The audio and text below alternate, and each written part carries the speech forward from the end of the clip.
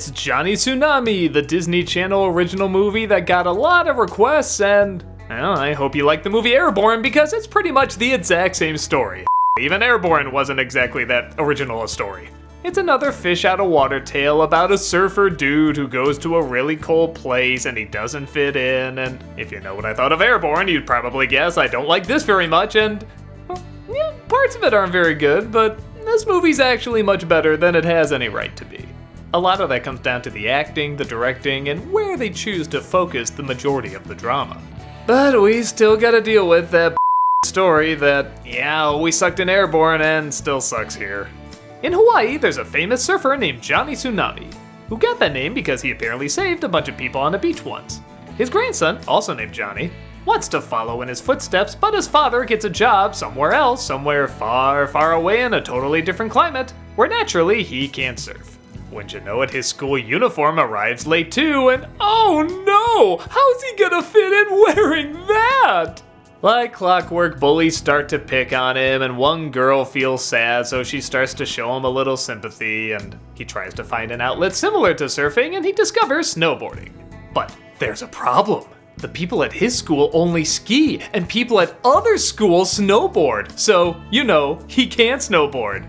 But this brave Capulet decides to snowboard with the Montagues, forming a friendship with a kid named Sam, eventually gets good enough to wear the cool hat, which looks awful on him. But the pompous bullies say he shouldn't be snowboarding, and gasp, is he on the side of the mountain where snowboarders don't belong? Well, only a race that'll decide the future of who gets to go where on the mountain will decide all this.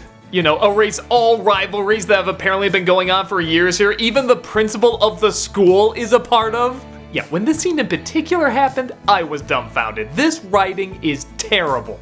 Like, insultingly so at times. But, much to my surprise, the film does have a lot of charm and a lot of heart. Most of that coming from, I really like these characters, and surprisingly believe the emotions they're going through.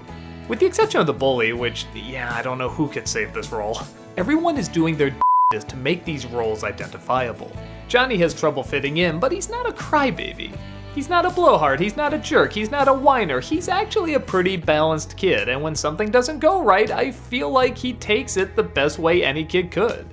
The supporting cast are the same. His father doesn't like him surfing because it reminds him so much of his grandfather, who he sees as a beach bum, and again, this could so easily be an over-domineering, jerky character, but you kind of feel for this dude and saw he never quite made that connection with his father, and he's seeing it happen again in his son, and he's concerned and confused, and even the dialogue written for the mother is either very nagging or very stereotypical supportive wife, but when she talks, you feel her concern and knowledge that she knows how to make things better.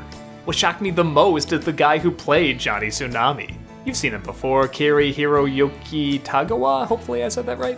He was the bad guy in Mortal Kombat and Elektra, and he always plays the villains, and he plays them great, but it's always the role he's cast in, so when I saw he was supposed to be the wild and wacky grandfather, I was like, oh man, this isn't gonna work, but I absolutely love this guy. I love how laid back he is, but he seems to take the important things seriously. I like how funny he is, how patient he is, even his dorky laugh. He really plays it like a dude who has things figured out and is letting other people figure things out. He's just slightly guiding them whenever he feels like he can. Which isn't often because everyone should take their own journey, but when he does, he makes it count.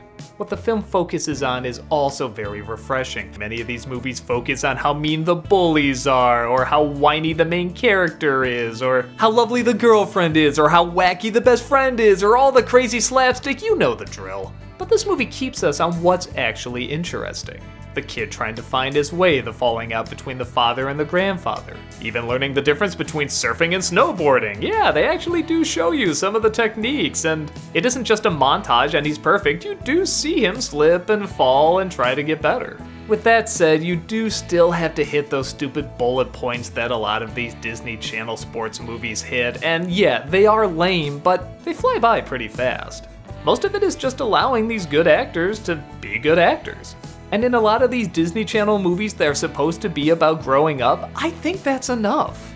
I really feel like the important moments that would help kids figure stuff out is given the proper amount of attention.